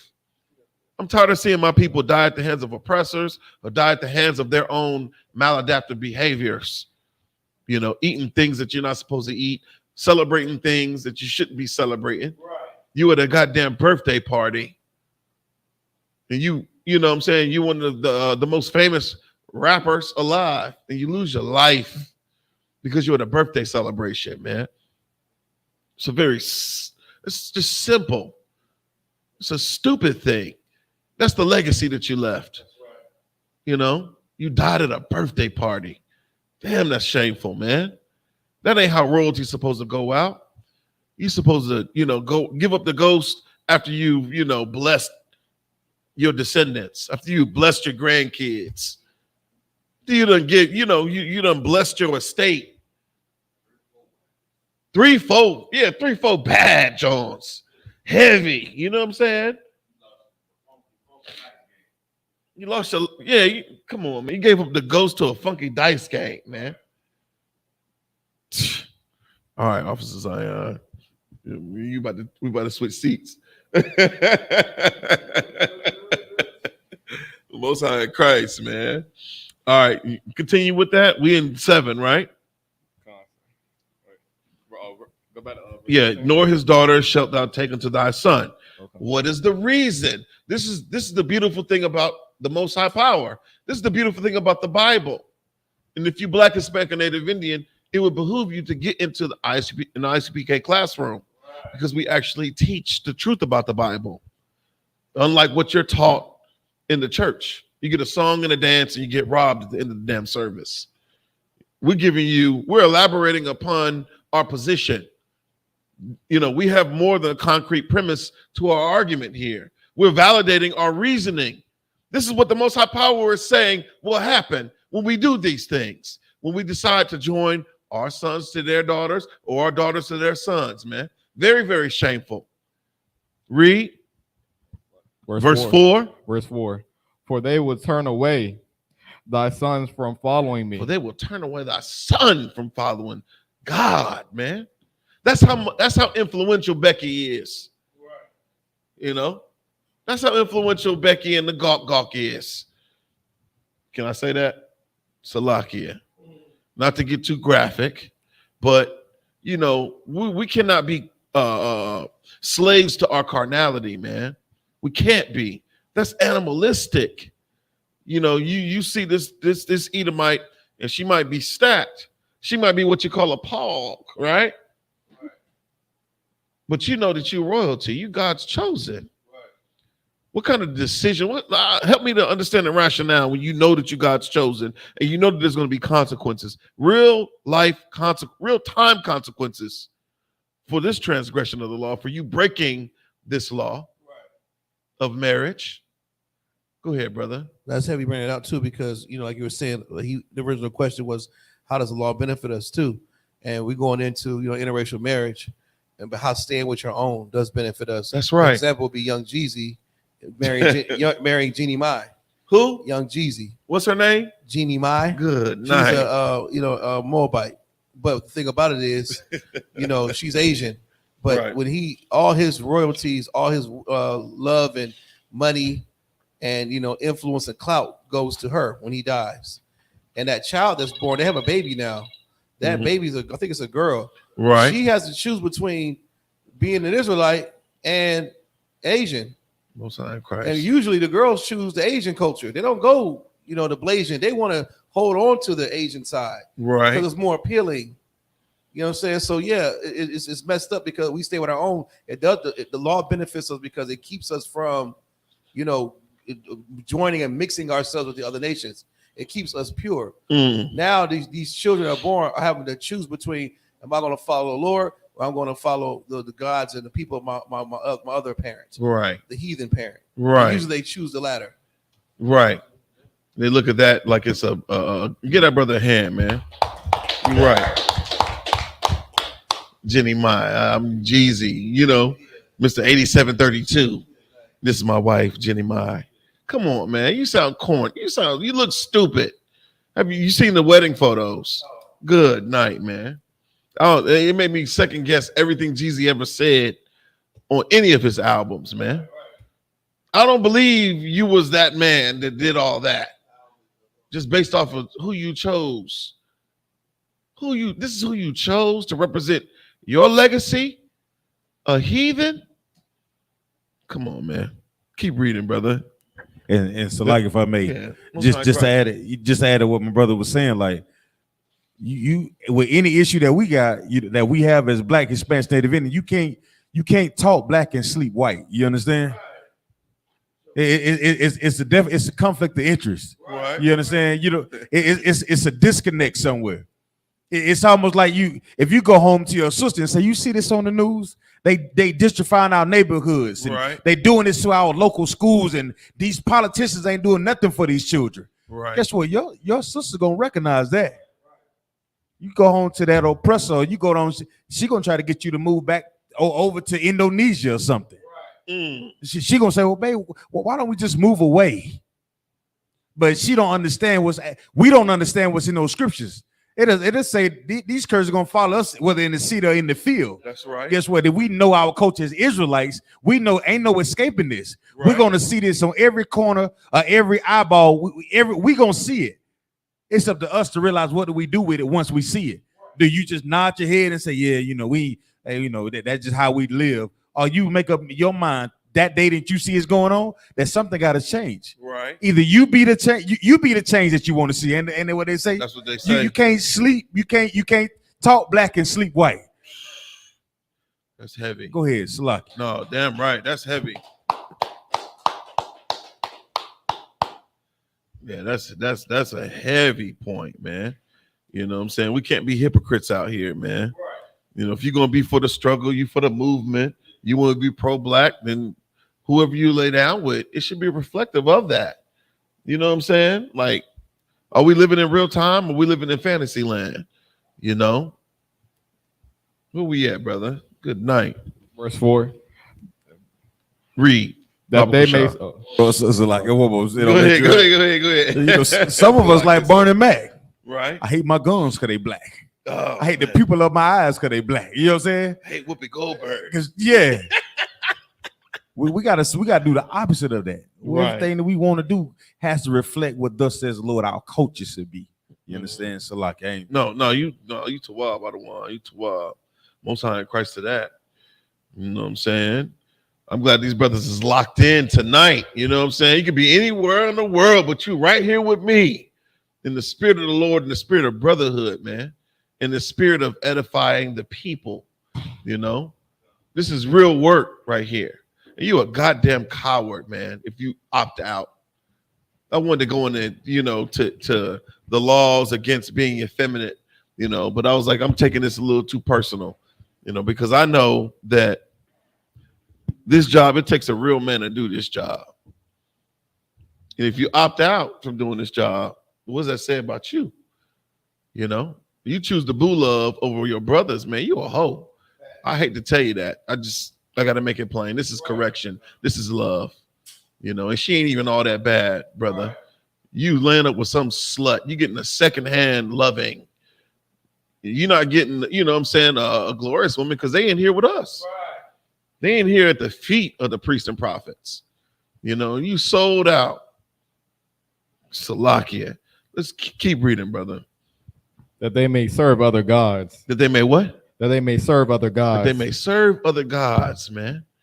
Like what? Who will be another God that we learn to serve because we are joining the heathens? You learn how to roll a goddamn a backwood. That ain't something that is naturally commonplace in our communities. That was something that we learned from the East Indians, right? Something that we learned from Becky because she's doing all the yoga. Right. She's doing the Bikram yoga. And they smoking a blunt, hand rolled, hand rolled backwood. Yeah, wow. And then she gonna bring that to you. She gonna show you this is how you roll it. You gotta get it wet first. You know what I'm saying? Right. This how you do this. So you gotta bust it down. You can't just put the whole bud in there. Where we learn this crap, man, from heathens, right? From people that God did not choose. And I can only imagine how heaven mourns when they bear witness to our transgression. Things that make you go, man, you're shaking your damn head. I am ashamed of who I was when I was in the world. I'm absolutely ashamed of who I was. And I'm so grateful that, I've gotten a second chance at life. The water to Yahushua Mashiach, man. Right. Because this is the reason why I could put down the old man and, be a new man, be a new living, breathing, walking, royal individual on this earth, man. And I've dedicated the rest of my days to raising up other brothers. Right. Dedicated the rest of my days to serving the Most High power, man. You are an absolute hoe if you don't do that. Why would you go back? You're going to return to your own vomit like a dog, man. Because there ain't nothing in the world. There is absolutely nothing more valuable than being in here with your brothers, being locked in. Right. We're reading out of the Bible. Your pastor's not doing this, man. Right. Come on, man. Keep reading. Other gods, right? So will the anger of the Most High be kindled? The Most High's anger is kindled when you decide you want to lay down with Becky, you want to lay down with Mei-Ling, or what's her name, Jennemai. You want to lie down with whoever, man, outside of Israel. If she ain't Black, Hispanic, and Native Indian, man, you can't have that. And that's so crazy because when you look at Black, Hispanic, and Native Indian women, they are the most glorious women on the face of the earth. Other women from other families, other nations on the earth, they try to emulate Black, Hispanic, and Native Indian women. The way they walk, the way they talk, their spirit, their vibe, they can't do it. I don't give a damn. There's not enough Botox on earth. There's not enough BBLs on earth. Kim Kardashian will never, ever, ever, ever be able to, fully embody or the caricature of a so-called Black, Hispanic, or Native Indian woman. She can't do it. She getting ran through. Who was it? what was it? Reggie Bush. Oh, I forgot about him. Oh my goodness. What was his name? The light-skinned brother. Yeah. Reggie Bush, the tall light-skinned brother that played for the Nets. Oh, I don't even, this is ridiculous. It's shameful. You know, Salakia, hopefully these brothers wake up, you know what I'm saying, and never make that mistake again. But she could never. Yeah, Chris. Good night. You might as well have said Purvis Ellis. It's trash, man. You know, but, you know, I'm not going to shame the brother. It is what it is. He made a stupid decision, you know, and decided to make a marriage with a heathen, a peasant, man. Keep reading, brother. So will the anger of the Most High be kindled against you? Yeah, you don't want the anger of the Lord kindled against you. It's one thing for you to have beef with a nigga up the block. That's one thing. It's one thing for you to have beef with, you know, a so-called enemy. But for the Lord to be against you, oh man, it could come from anywhere. You know, if the Lord got beef with you, bro, you might as well just hang it up. This is the creator of the universe is against you because of what you've done. Make it make sense, man. Right. Keep reading. And destroy thee suddenly. And the Most High power, because of his anger that's been kindled against you, he will destroy you suddenly. I'm pretty sure that when you see these headlines of these brothers getting moped out, they're getting slaughtered, they're getting murdered. They didn't expect it to go out in the blaze that they went out in. You know, they didn't expect that. But because of their gross disobedience and transgressions against God's laws, they kindled the anger of the Lord against them. And the Lord took them out suddenly. And now you don't even, it's a memory. You're a t-shirt, you're a mural that gets tagged on in some project somewhere. You know, you're forgotten. You're absolutely forgotten. You know, that's not a legacy I want to leave to my children. Keep reading. Verse 5. But thus shall ye deal with them. More elaboration on how you're supposed to deal with these other nations, with these heathens. This is how you deal with them. Read. Ye shall destroy their altars. Destroy their altars, man. I remember brothers was peeing on Christmas trees. Christmas tree is like an altar, man. It's an idol. I look at that and I was like, okay, Most High in Christ. But in the same spirit, that type of deviance is unwarranted. You don't have to do that these days. You know what I'm saying? We destroy the altars. We throw Caesar Borgia. I try to make it my purpose to throw it down every time I get on that podium. Right. I cast down the image, the false image of Christ. Every single time I try to get on that podium, man, because our people need to see it. That's right. I'll never forget when my brother ripped the image of a white Jesus off of my family Bible that was given to me as a wedding gift from somebody that I felt like, you know, was an honorable brother.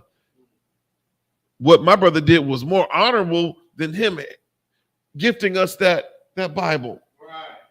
That was a real act of love, man. And I'll never forget that. I'm going to teach my grandchildren that. This is the reason why we don't celebrate Christmas. That's right. This is the reason why we don't go to church. Right. This is the reason why, you know, we don't listen to gospel music. Because Christianity is white supremacy, man. Right. It's the worship of the so-called oppressor. He put it in your face, man. That's the reason why all his images are reflective of him and not you. This ain't for you. He's letting you know. When you go in this church, you see that stained glass window, it don't look like you. But he wants you to celebrate Christmas. He wants your money. So he'll put a random Negro in the nativity scene. He got him tucked off in the back behind the sheet. Right. He ain't bringing the gold. He's probably bringing the franc or the myrrh. You know what I'm saying? Keep reading, brother. Ye shall destroy their altars. Right. And break down their images. Right. And cut down their groves. Right. And burn their graven images with fire. Burn their graven images with fire. We're supposed to destroy their images, man. That's how the hell I felt about Christmas. I couldn't wait to throw that goddamn Christmas tree in the garbage, man. I should have burned it. We should have had a matter of fact, that's what we're gonna probably do. Have a bonfire for Christmas trees. An annual I.S.U.P.K. Christmas tree burning. You know what I'm saying? Get rid of that crap, man. Get rid of it. It's disgusting. The Lord hates us because of that. His anger is kindled against us because of that, man. Keep reading. This is who we are. This is a positive affirmation if you Black, Hispanic, or Native Indian. This is what you're supposed to live up to be, and not what we are right now on the earth, man. This is why you got brothers in here fighting so hard for our nation, man. We say Kwame Yasha'Allah, that's about us. That's a war cry. That's for us. We need our family. We need our nation to come back together. We need to rebuild. We're not rebuilding the Christian church. How long we been in there? It ain't worked for us. How long we been voting? That ain't worked for us. How long we been protesting? That has not worked for us, man. We shall overcome. That is not working for Blacks, Hispanics, and Native Indians. All right? It's time for you to try that other thing. It's time for us to commit to doing that other thing. All right? And it's going to require you to put on all black. And shut your damn mouth. And stop thinking that what you think is more important than what these brothers, these priests and officers in the I.S.U.P.K. have to say. Go ahead, brother. Verse 6. For thou art an holy people. For thou art a separate people. Blacks, Hispanics, and Native Indians, you know that you're separate. You know that you are set apart people. That's what that word holy means. Real simple. Get you a dictionary. Don't believe what T.D. Jakes is telling you about being holy, or what Creflo Dollar professes holy means, or what Joel Osteen and Joyce Myers have to say about being holy. They don't understand this Bible, man. But in the I.S.U.P.K. under command of General YAHANNA, we know what holy means. Right. We made through these law, statutes, commandments, we made wise and simple, man. We were simple at one point in time. But now we have wisdom. Now you scratch your head when we drop a precept. You don't understand why we are so militant, or why we're so radical, or why we just don't want to celebrate no holidays. You call me a damn Jehovah's Witness, man, which is so silly. We ain't no Jehovah's Witnesses, man. We're Israelites, according to what the Bible says. Keep reading, brother. Unto the it's like my fault. You good? You good? For thou art a holy people unto the Most High thy power. There you go. That word "unto" means something. Unto the Lord, meaning that you belong to God, man. You don't belong to America. You don't belong to the Christian church or to Islam. You belong to God. So that's who you owe your allegiance to. That's who you should be, fighting to please, and not to the almighty dollar. Money don't own you. Right. We become slaves to inanimate things, man. We start to worship inanimate objects. Remember you taught a class on money, and you asked a question like, what is money? And everybody was in the classroom scratching their head. I'm like, damn, what is money? What is money? And you're like, it's paper. And I was like, oh, duh. And that's true. That's all it is. It don't mean nothing. There is no life in money, man. In the worship of mammon. But there is life when you put down that pork, shrimp, crab, and lobster. We say to hell with Thanksgiving and celebrating your birthday. And you decide that you're going to have that baby. You're not going to abort it in a Planned Parenthood clinic somewhere. And when you put down the cigarettes and you say no to the cipher, you ain't smoking no weed no more. People will start looking at you like you're different. You become strange in the eyes of the people that are in the world. But in the eyes of God, oh, he can recognize you now. Right. The Lord's like, oh, my son is coming back home. Yeah, there you go. Who was that? On the Shirley Caesar joint. Was she looking like beans, greens, potatoes? The Lord looking at you like, yeah, I recognize that. Right. But he don't recognize you as long as you're doing all the things that these other heathens are doing. All right, keep reading. The Most High thy power have chosen thee to be a special people. And God has chosen us when everybody else has rejected us. Everybody else has neglected us. Everybody else has oppressed us and marginalized us, disparaged us. But God chose niggas, spicks, and wetbacks, man. That's who the Lord chose. And it's so right. That's so poetic. You really think about it in the grand scheme of things. This is the best movie, ever.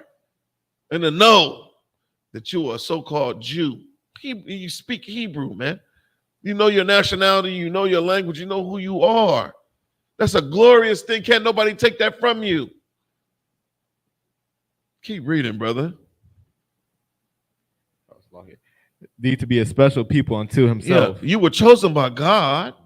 You weren't chosen by the Democratic Party or Republican Party. You weren't chosen, by your gang leader, your OG. You want to be the best Crip or Blood or Folk or Vice Lord. You know what I'm saying? No. You had to get beat into those things. You had to get broken down to get built up into those things. You ain't got to do that to come serve the Lord, man. It's got to put away the garbage. Put away the nonsense, man. See, we serve a very austere power, man. So much so that Christ was an austere man. That's what the Bible says. It's very serious. Christ wasn't for play, man. That's how you're supposed to be, black man, Hispanic man, Native Indian man. Stop wasting your time, just being entertained in America, man. The Bible says this is not our rest. That's what you do when you at rest, when you at peace. You get entertained. You seek entertainment. That's not what we should be doing with our time, man. We're making up for lost time trying to figure out who the hell we are, man. What are you giving your children? You giving them Santa Claus or you giving them the Feast of Dedication? What are you giving your children? You giving them Thanksgiving or you letting them know about, the 1830 Indian Removal Act? What are you giving them? Keep reading. Above all people. There we go again. It's a recurring theme. Above all people. No, it said beside all people. Above all people. No, it says behind all people. Above all people. No, it says below all people. Above all people. Above all people, man. There's real value in that.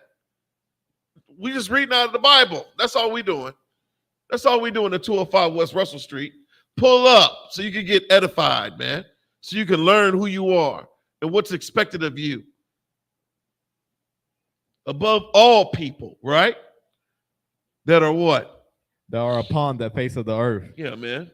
Under every rock, in every cave, man. All the people that are upon the face of the earth, man. All the other nations, all the other families. If you ain't so-called black, Hispanic, or Native Indian, don't worry. The Lord has a very special place for you, all right? But the kingdom of heaven is relegated to blacks, Hispanics, and Native Indians, period. We are the chosen people, all right? T.D. Jakes would never, ever, ever say this. Creflo Dollar would never say this. John Gray would never say this. Shirley Caesar would never say this. What's the dude's name? Winston State graduate. Stephen A. Smith would never say this. Stop believing the lies of, our people that have sold out to the oppressor, man. They have a position. They have their reward. Come get your reward. Is that it on that? Drop that. Go back to where we were. You remember where we were? Concert verse 16. We were still in the 7th chapter, if I'm not mistaken. Yeah, concert verse 7, verse 16. Right. I'm slow walking this thing, but that's all good. We in here. We learned about God's law, statutes, and commandments, man. So you would know where to take that question, right? Did we answer your question? Concert, you did. Most High in Christ. It took about 2 hours, but we got it done, right? All right, keep reading. We were done with on that shit. Oh, wait, no. Oh, it's lucky. This is the book of Deuteronomy, chapter 7, verse 16. Right. And thou shalt consume all the people which the Most High thy power shall deliver thee. Thine eyes shall have no pity upon them, neither shalt thou serve their gods, for that will be a snare unto Yeah, thee. man. Don't have no pity on these oppressors, man. When you see these, you see them enduring catastrophes on the earth. In the Midwest, they had them tornadoes. They're talking about it's going to be crazy in the next few weeks. The impending winter storms, the tornadoes, and Hawaiians is dealing with a volcano that has erupted, and who gives a damn? Focus on what the hell is happening to your people over the course of time. What's happening to your people right now? That's more important than what's happening to them. The Bible likens them on the spittle. Keep reading. Verse 17. If thou shalt say, go back to Salakia. Serving their gods. How do we serve their gods? By going Christmas shopping. By participating in I ain't gonna say the Black Friday sales. We're really overzealous when it comes down to giving our spirit to America, giving our spirit to our oppressor. Take some of that off of there. You don't have to do that. You don't have to serve the gods of Christmas. You better not put a Christmas tree up in your house. Don't even acknowledge Christmas Eve or Christmas, because that's the worship of Nimrod, man. All right? We're talking about very ancient practices that are they're under the guise of being innocent. Anytime the oppressor tries to promote something to your children, you better be aware. You better beware. All right? There's no way I'm gonna allow my kids to sit on some random devil's lap. Right. Think about that.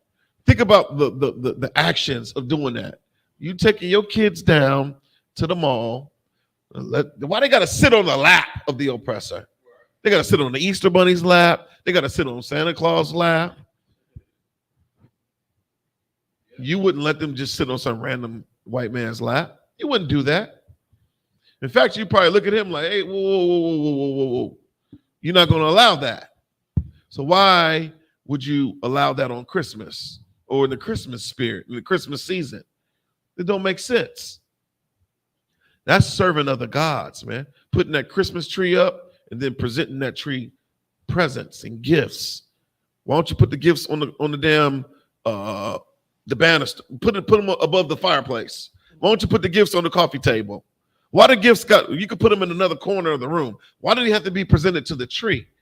Why? Think about that. Think about the ritual of a birthday party, man. We do things that are so satanic. And it's so commonplace in this place because all the other nations do it. Oh, it can't be that harmful to us. We might as well participate in singing the birthday song, a very old very ancient that's sung. That rhythm was sung thousands of years ago in Greece and in Rome, man. You were God for the day. People bake cakes in your honor, man. What's so crazy about the birthday is like you weren't the only nigga that was born on that day. You weren't the only brother that was born November 30th. You weren't. There's 10,000 other brothers that was born November the 30th. So what the hell makes you so special? And to continue with they're singing the song. They got the birthday cake. Now they want to employ other forces of nature. So now you were in a well-lit room. Now all of a sudden, where the hell the lights go? Who turned the lights off? Why did the lights have to be turned off? Because you in darkness celebrating your birthday, man. They want you to believe that by them lighting that candle every year, there's light in this ritual. There's light in this practice. And there's absolute darkness in you celebrating your birthday. Go ahead, Salaki. And Salaki, if I may, you celebrating your birthday, right? It ensures that white supremacy still lives. You understand? Like you think about how much money that we spend on these holidays. Right. It ensures that this society continues to run exactly how they have it set up. That's right. When you go out and buy these Christmas gifts, these birthday gifts, if you hate the way that we live as Black, Hispanics, Native Indians, those things we should be able to see and say this is direct correlation to white supremacy. That's right. How we spend our money, how we spend our time. Everything that we do, we prop up this society to actually go against us. Right. You know, that is how we treat each other allows the police to come into our neighborhoods. That's right. How we raising our children allow the school districts to not have what we need to have. The black teachers, the educators that would be in our children's school, Right. because we're so poor, they chase the money out in richer counties. Like they have more funding. The superintendent have more funding to pay these teachers to work in these areas. But in Right. our neighborhoods, so our kids have to suffer because the teachers that would be in our neighborhoods teaching these children, Right. they have to, they feel like they need to eat. And they say that, well, if I teach at your school, I'm only making $30,000 a year. But I go to Raleigh, I go to Cary, I'm making $85,000, $90,000 a year to teach these kids. And if we don't see the value in each other, our brothers and sisters will go to those schools. That's right. But the one thing that is turning around that we've seen the influx of these young children say, you know, I want to go to HBCU. This is the start of something. It's when they get out of school, what do we do with them once they graduate? Do we have any institutions for them to go in to actually benefit from them going into the HBCUs? Or do we go right back into corporate America and allow America to directly benefit from them going to HBCUs? Right. If it's not the student debt that get us, it's the lack of job and opportunities, and we have to move around to actually be able to do these things. Right. So we talk about birthdays and holidays. All these things ensures that the oppressor stays on top of us. The minute you begin to change your life, you'll see the value. We begin to see the value in each other. You understand? Your money is direct correlation with your love is. You understand? That's right. What they say, right? That's right. Keep rocking, brother. No, damn right. Give that brother a hand, man. Give the Ottawa a hand. Yeah, we spend your money. That says a lot about you, who you actually are. When the last time you spent some money on somebody outside of your goddamn self? You know, when the last time you spent money on someone that's going to benefit someone else, or something that's going to benefit someone else, man? That's what we doing here. we ain't on the payroll.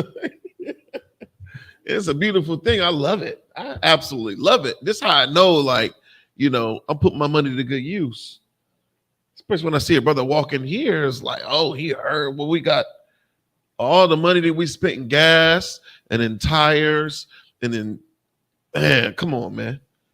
All the funds and stuff like that, you're worth it. If you Black, Hispanic, or Native Indian, you're absolutely worth it, man. You're worth it. I don't mind going broke for my brother or my sister, man. You know, where we at? We finished that up yet? Drop that. Go to Deuteronomy. No, go to Baruch 4:1. Let's go there. Because I like this scripture. No, go to Ecclesiasticus 39:1. 39:1. Oh Lord, we got 4 minutes.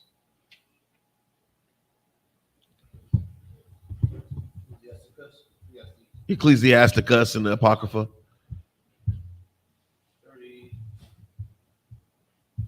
39:1. Baba Kusha.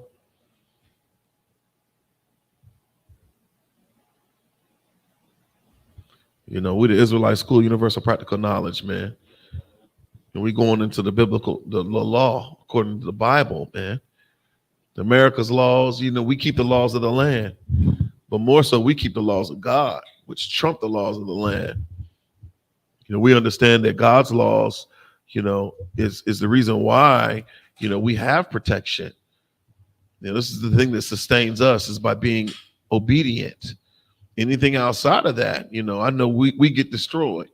That's what I knew. That's what I've learned by being in this school, you know, and nowhere else on the earth is this being taught. You got that? Come on, this is the book of Ecclesiasticus, chapter 39, verse 1. But he that giveth his mind to the law of the Most High. How do you give your mind to the law of God, man? How do you give your mind to the law of God? If you focused on celebrating Christmas, you in the Christmas spirit, you teaching your kids about reindeer and the North Pole and elves and make a Christmas wish list. Right. Were you naughty or nice? You don't even understand that you being naughty in the sight of the Lord by even participating in any of that crap. What was the song? What was that song?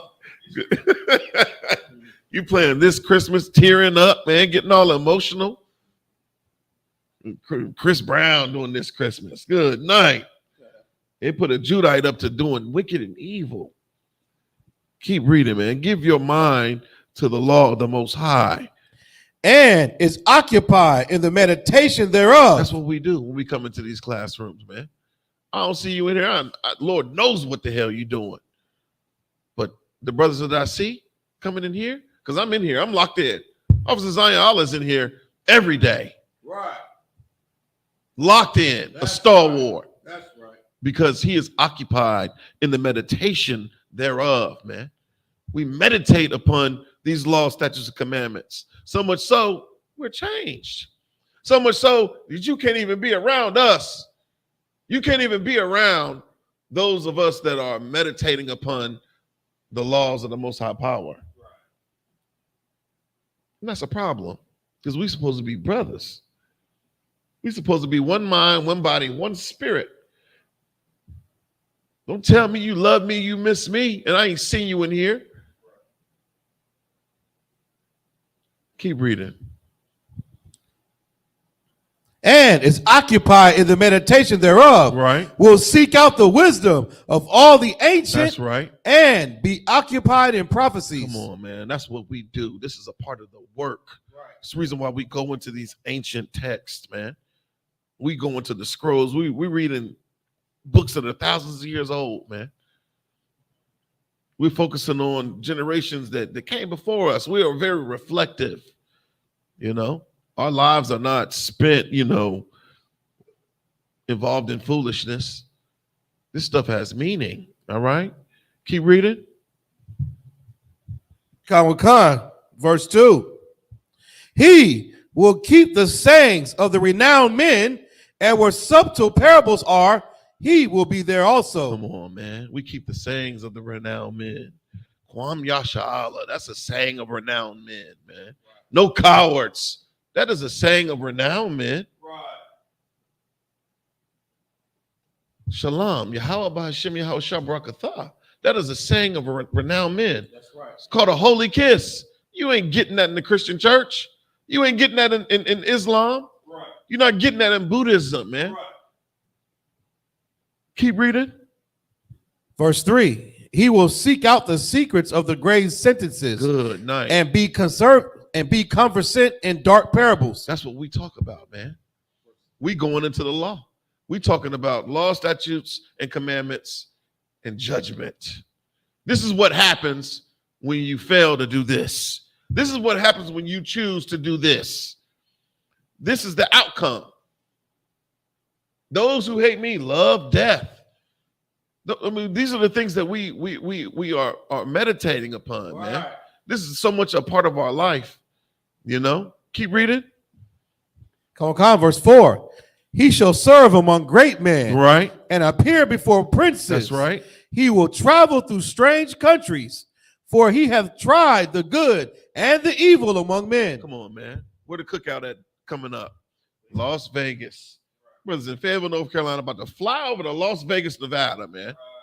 You've been. I've been to Houston, Texas. Never been to Texas a day in my life. Been to Cocoa Beach, Florida. Been to New York. Brothers was in Tennessee. I mean, we're going all over the place, man. Captain Mashak was over in London. Captain Tazariak went over to Jerusalem. I mean, we everywhere. You ain't never there, man. Right. Keep reading. Verse 5. He will give his heart to restore early to the Most High that made him. That's right. We give our heart, our mind to resort early to the Lord, man. That's the first place where we look when we rise in the morning. We give thanks continually, man. That's where we rest. We don't put our rest in America. We don't put our rest in the money that's in our bank accounts. We're in that dumbass slavery that you work in. Right. Our resort, we find happiness in the Most High. Keep reading. And will pray before the Most High, and will open his mouth in prayer and make supplication for his sins. That's right, man. We turn and we face the east, man. That's what we do. We turn and face the east, man. And we put a prayer into the Most High Power because we know, who our authority is, And with that, I'm going to pass the class over to Priest and Officer of 1,000, Kawal Ban YAHANNA, man.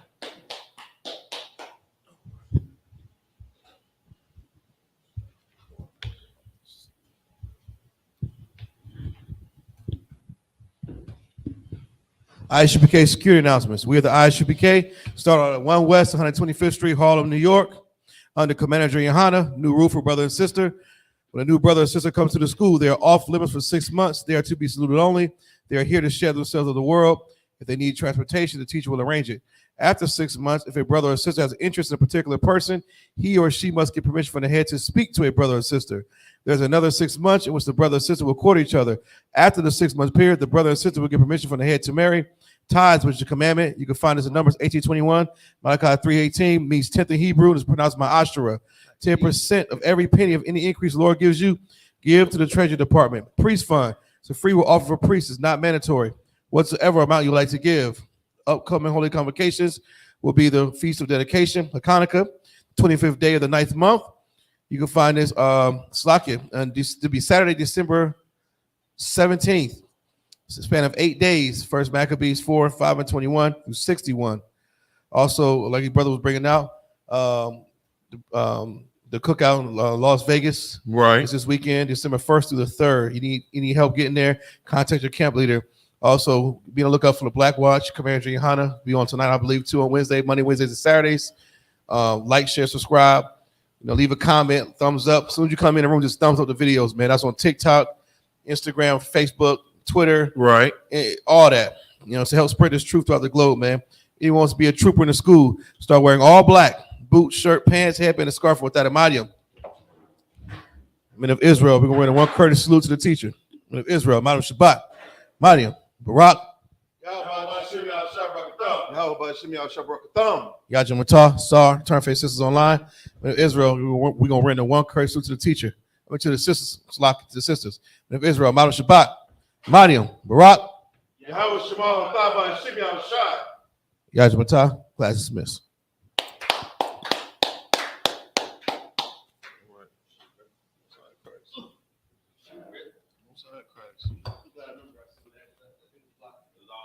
Yeah, you got it. You ain't new to this, true to this, right? Just getting here, can't tell.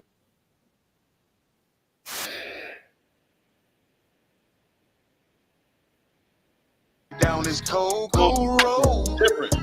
Let me show you how the story go. Sit down, let me take you down this cold road. Let me show you how the story goes. I done so much pain, but I'm never giving up. So many bitches playing games, thought I'd never find love. I'm praying. Get different.